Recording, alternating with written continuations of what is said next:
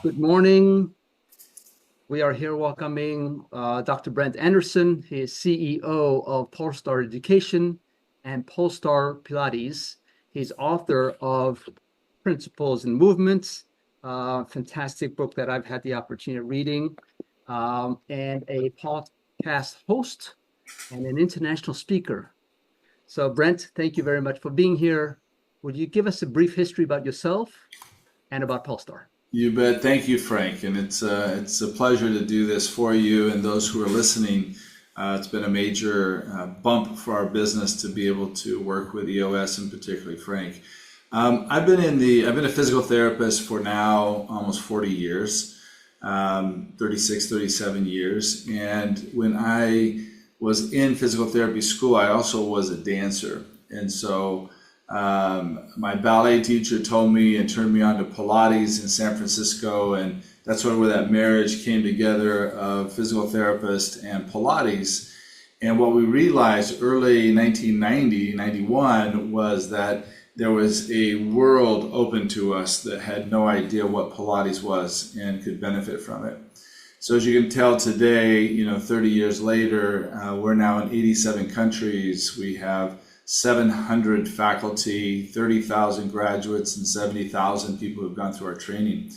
And the business was growing organically, always organically. We never really looked for that expansion. There were people who came to us that were impressed with the work we were doing. We would go speak at conferences. We would present at different medical conventions. And then we started meeting people, and people would come with us and would train, and then would eventually open up into territory. And so over the past number of years, as much as we had grown, we had realized that we were actually a pretty large, small business is maybe how I'll put it. It's like that area of that 1 million to 10 million a year business, and realizing how dangerous and challenging that is to keep a business that size open. Like the majority of them fell as I was researching and learning about it. So that's our business, where we provide education. We certify individuals to become Pilates teachers. Half of our graduates are physical therapists, half are movement and career transitioners that are tired of their career. And we provide that education body. And we take great pride in the utilization of our learning management software and how we're able to reach out in 15, 16 different languages and to disseminate information very quickly. And we've always had a tremendous amount of content. We've been content rich the entire time, but we always had the joke that we do everything we can in marketing to try to keep people from finding out who we are, and we still are successful. So sort of an inside joke for our company. Yeah. But that takes us up to where just shortly after COVID, we actually survived COVID quite well. Knock on wood, we didn't grow during COVID, but we survived COVID, and we were able to keep everybody employed. And we were very fortunate that 1 year prior to COVID, we had gotten rid of all of our hard real estate and gone virtual. And the other thing we had done is we had launched the virtual platform for education. So those two things were huge in allowing us to stay viable during COVID.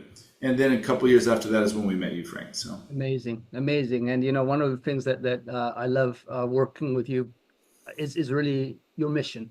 So tell us a little about your mission, because it's really a big aha, and it's a big goal. Tell us a little about it. Well, the vision statement is impacting global well-being through the education practice of intelligent movement. And it's been that way for decades. But I think what's more recently is we really, this was actually with Frank's help and facilitating with the team, is coming up with our purpose statement, our why. Mm-hmm. And it has served us so well. And it's bringing the world physical, emotional, and spiritual alignment. And I wake up with that every morning, and so does my whole team. And everything we do has that why. It doesn't matter what we're doing. The way we do it is Pilates education, but it could be Tai Chi, Frank. It could be yoga. It could be serving in the community. It could be missionary work. It doesn't matter, right? It's like, but our why is so powerful to us every day that we are literally bringing the world physical, emotional, and spiritual alignment. And I have a very fundamental belief that when people have increased awareness of their bodies, right? And that's what we do. We bring awareness to bodies. Yeah. When people have increased awareness of their body to the point that they feel present, like they're not thinking about their future, they're not thinking about their past, that they're in a position that they're going to make better decisions for themselves and realize how their actions impact others. Yeah. And that, I've thought long and hard about it, because years ago, 100 years ago, Joseph Pilates said if people practiced the contrology philosophy, which was a little bit different than taking Pilates classes, but the philosophy, there'd be no need for prisons, there'd be no reason for hospitals or insane asylums. And I always thought, what a bold statement. But when I realized when you are conscious and aware, you make better decisions for your own health, you make better decisions for your families, you make better decisions for your business, you make better decisions on like the way that we take care of our own stewardships. So I think it's a really powerful place. It's fantastic. You don't want to get me on my soapbox on that. Yeah. I love it. It's really something, and we actually practice it here when we have our moments of meditation and qigong and movements. It's a highlight. Brent, I wanted to ask you, prior to us working together, what were the 2 or 3 major issues that kept you up at night? You sort of alluded to it before. We're a big company geographically in 87 countries, but a little bit more of a organic, from an organizational perspective, smaller. Yeah, and it was like when you look at companies that are in more than 10, 15 countries or multiple continents, the ones that survive, the ones that do well, have these incredible infrastructures that can translate into the different cultures and translate into the different businesses. And then you look at the depth and the revenue share they have, of how they're spending their money, is that they might have these really high C positions that are all making $500,000 a year. And it's like, well, that's one person is our entire executive budget for our whole team. So it was like that sort of dangerous place. And we realized that, if we didn't make some major changes and evolutions and clarifications of who we are, what our accountability is, where we're going, and define a little bit better, that we could potentially drown and be in a stagnant place that wasn't going anywhere. And I think when you're that size in that $5 to $6 million a year place, if you can't move forward, you're going to drown. Yeah. And that's what we felt a little bit. I felt like we were, I don't like the word stagnant, because we're always creating. Like I said, we are a content-rich and a relationship-rich company. Yeah. But the financial and business structure of the company was lacking. It was wanting. And it was not in a place that we could see clearly how to organize. And, we had just organically multiple reports for the same person, which created massive confusion, at times frustration, and we've taken pride in our retention. Like, we have people that have been with us 30 plus years and 18 years and 16 years, and we have very high retention of employees, licensees, faculty. They've been with us for decades, and yet they were there because of the more spiritual side of the company, not because we were managing things better, not because it was clear as to who their report was. So that was a biggie, was looking at, we were sort of stagnant in our growth projection, and then looking at the organization of it as well. There wasn't the clarity that we needed there. Yeah. And then on a personal note, I'm in my 60s now, and just entering in, and have been thinking long and hard about, what does succession look like? I have a daughter in the business that takes great pride in her leadership and really is working hard, as you've met Nicole. Mm-hmm. And yet I didn't know, like, how does a succession plan look? I didn't really want to sell it to outsiders. I mean, we get bids and offers all the time. Yeah. I also have a really powerful, bright, intelligent chief officer, which is Andreina. She's our basically make sure everything ticks in the company, and she's very, very good and very motivated. And then looking at, how do we, with all these licensees, and like, it just gets confusing. And a lot of my licensees are my age or older, yeah, and we're all aging out. And so that's been that keeps me up a lot, thinking like, what's going to happen? And on top of all that, I had a health issue 2 years ago that sort of woke me up and said like, hey, you're not going to live forever. You're not going to be healthy forever. And you probably don't want to work this intensely and travel this intensely forever. And so we started putting things into order. It's also what sort of led us to you, Frank, was like we got our, living trust in order. My wife and I, we put everything into the right organization. And then we started looking at the life of the company. And it's like, well, what does happen with the company? So that succession planning was probably the one that was most challenging to me of not having answers. Yeah. Yeah, I remember those moments, and we had some good conversations about who should be on the leadership team. Remember the first time we met was with 12 people crammed in a little conference room. We knew full well that not everybody. You told me, yeah, bring like 4 or 5 people. I'm like, no, I got to bring 12 people. We got to see who's going to step up to the plate. So that was an interesting one. Tell me, what did we do together that improved the business? I think the accountability chart has probably been the most powerful tool for us, and many powerful tools, but one that got rid of all of this multiple reporting and then realizing how many of us were wearing multiple hats. Like we're wearing a hat leading marketing and sales and this and integrator. We're assistant to the executive, to the president, and we're also over HR and finance and legal. I mean, it's like when you started realizing, we started working on the roles themselves. What are the roles that will make this company tick and grow to be a $15-20 million a year company? And realizing that we were all wearing multiple hats with multiple reports. It made sense of the confusion that was existing in the company. So that was probably the biggest one. Yeah. And then I think the second one was, and what I love, and again, I told you that I was always a fan of 7 Habits of Highly Effective People. I was always a fan of Rockefeller Habits, and I was even a fan of Gary Wickman. And looking at it, and I tried to implement these things on my own and pieces of it, never the complete aspect of it. It's always like trying to understand the big, hairy, audacious goal and then break it down into a 5-year, 3-year, a 1 year, the rocks, break it down. So I was familiar with a lot of the original content, but I didn't understand the power of it when it could be facilitated to a fuller extent. And what I mean by that now is that every single week we have our level 10 meeting. Mm-hmm. And with our executives, and now all of the executives have basically a level 10 meeting or a I-90 meeting with their team. And so I can see everything that they're working on and how their rocks and their goals are working towards the corporate rocks and goals.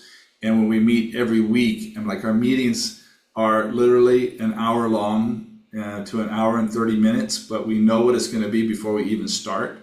And we can see the issues, we can see, which that software, by the way, is worth every penny that you have us using, worth every penny. Because I love being able to just go in the middle of the week and just go up and say, here's an issue we got to talk about. Here's an update on a rock that we're working on. I need to know what's going on with this particular department. And immediately I can see, or I can wait until Monday where I can get a report. And the other thing that's been interesting is as we mature in this process, so we were really sloppy the first quarter, and then a little less sloppy the second quarter. And then we were too aggressive on the third quarter, like we wanted things that were just not possible for us to do in that time frame. So a lot of it was also learning that it's not going to happen overnight. Yeah. That we're in a 2-year, 5-year pattern of continuing to increase our education, our commitment, our abilities to communicate on that.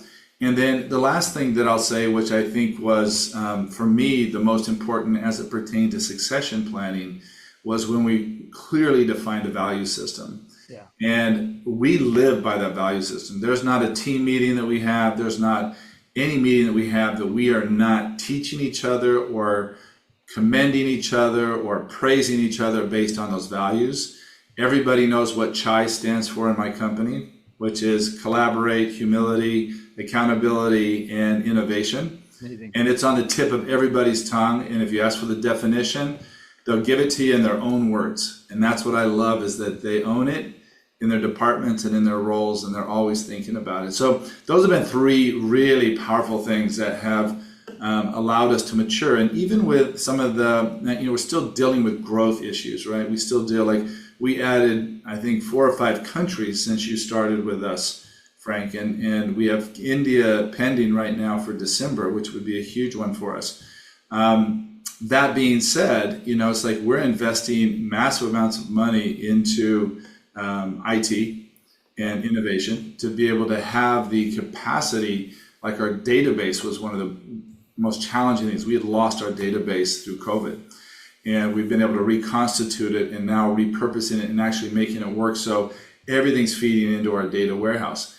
That happened because we set them as goals and rocks of understanding if we didn't get our infrastructure in order, we could not expand in a healthy way, that we would exceed, the expansion would exceed our capacity to serve. Yeah. And if we couldn't serve those customers and those people, we would lose the reputation of our business and it would fold. And so that was another really big one too, was learning that where we saw, like, you know what, that can wait a year before we start building our alumni, because we can't do alumni if we don't have accurate data and a way to communicate with them. And so that's what we've been working on the last year. And we now successfully have a very clean database of 80,000 people that are part of the Polestar family internationally. That's amazing. So clarity in roles and responsibility, core values, the tools of meeting and aligning, and prioritizing with the rocks. It's interesting. The whole purpose, the why, is alignment. And we had certainly alignment on the outside. On the inside, we were a little bit weaker on that. And through our work together, you guys are absolutely aligned. That's fantastic to hear. I always want to know how you think we're doing. You see everybody. You can say nice things to me all day long, but I'm sort of curious, like, have we been good pupils? Have we been we been good implementers of the iOS method? Like, how are we doing? Yeah, there's 2 parts to that answer. The first is, are you good students, and are you willing to implement the tools? And the answer to that is yes, absolutely. And the second part to that answer, to that question, is really, it all depends on how fast people want to go. So the first question, the first part of that answer is, if people are not aligned and are not coachable and don't want to implement the changes that they know they have to do, most of the time they don't do it because it's a people issue. You have legacy relationships that you don't want to disturb, so you're not going to do what is right for the company. Right. So that realization becomes pretty apparent faster. The second part is really, everybody has their own journey. However fast they want to go is fine, as long as there's progress. So you guys are doing fantastic, to answer your question. And I'm not saying that just because I like working with you, but you're just, which leads me really, the best way to measure how good are we doing is really, what are the results, or what are the successes that you can share from what we did together. Yeah, even, I think we're also capable of looking and evaluating the external factors as well. So, like, now we know what internal factors are working. We know when we're hitting good timelines and we're meeting our goals and our objectives, and we become very responsible of doing that. Like, we really feel good about that. And that enhances our ability to assess things quicker and to be able to say, like, wow, the economy is changing. How are we going to pivot with the economy change to be able to make it? And let me give you an example of this, really current example of it. There's no doubt that for example, our leads coming in for people interested in training with us, right? And our product is a middle price product for vocational training. It might be, close to $7,000, $8,000 for vocational training. Like, that's, most vocational training is 13 plus. For Pilates, we're a little on the high side. And the thing is we have all these leads. So our leads have gone up a couple 100%. Like, we really can track them now. We see them coming in. We know they're qualified leads. They come in, they try to sign up for it, and guess what? Their credit cards are tapped like everybody else in the country. And the financing services that we've used for years are tightening up their belt and preparing for things. So they're not issuing the funding anymore. And so what we've done is we started looking for some other creative partners in funding.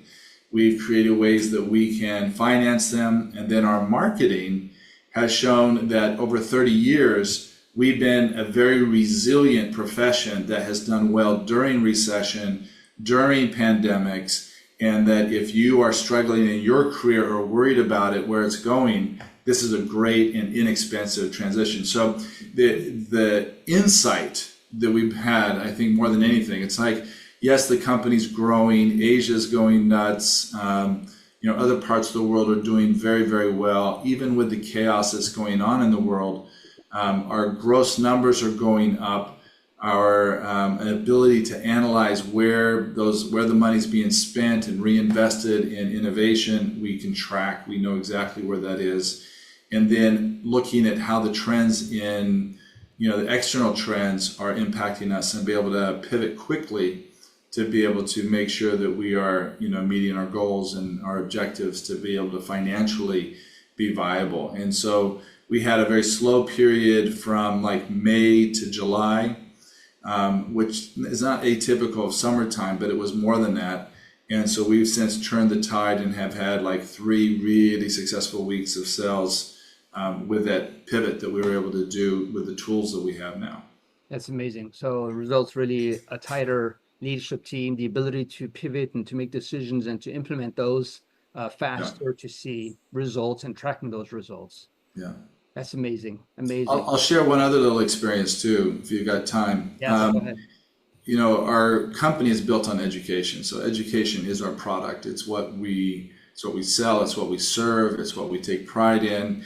And we were, all of this revamping of our curriculum was taking place from day one that we met you. That was one of our first goals, was to update the curriculum so that it could be applicable and implemented very simply into all of our different languages and our different territories. And so that was a big, big, big task for us, which we have successfully completed.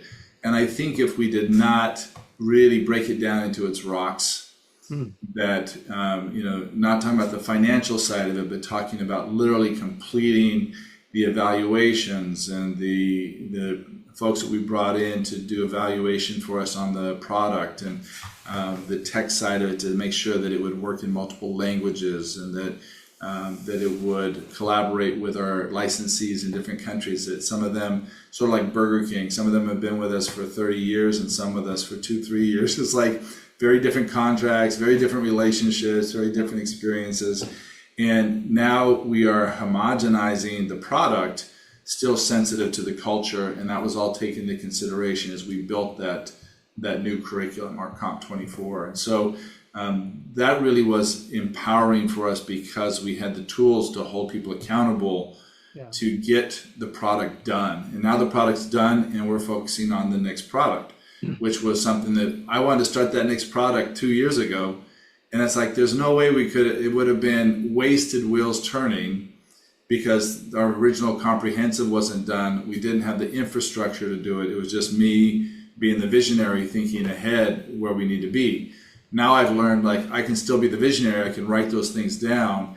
And as we meet those fundamental steps in the organization, there's a time when my innovation can actually roll out. And that's been exciting too. That's amazing. And you're talking about an important relationship between visionary and integrator, where you in the past were very much like, we need to do this yesterday, and it happened, and I'm frustrated because it's not happening, and who's not behind it, right? And now all of a sudden there's an alignment, and your ideas, your unique ability is not squashed, is not you don't feel that people ignoring you. It's just a matter of priorities, and the priorities is really what's growing the company overall. So amazing learnings. Brent, I want to thank you so much. It's been it is a pleasure working with you. I want to show everybody again, please pick up this book. It's fantastic. Actually, I believe the artwork was actually done by Nicole. Well, it was actually Alina, her little sister. Alina, amazing, amazing family member. fantastic book. Thank you so much. And I look forward to hearing more about your continued success. May you align the whole universe. We need light. We need light in these moments, and you bring light. So thank you very Let much. your light shine. All right. Thank you, Be Frank. well. Thank you so much. Good. Bye bye. All right.